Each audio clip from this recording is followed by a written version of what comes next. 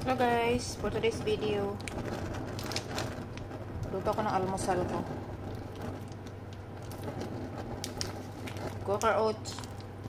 So, siyempre lagyan natin ng dates. Instead of gagamit ako ng asukal o kaya hindi na ako mag-asukal.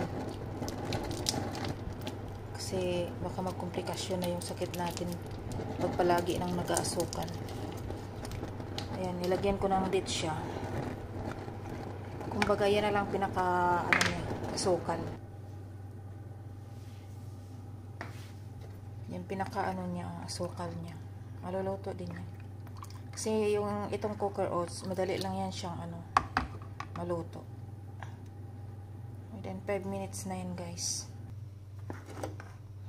Guys, luto na yung Quaker oats natin.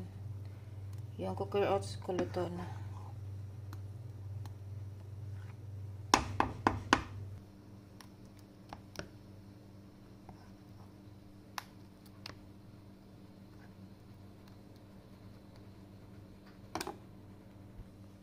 Guys, kain.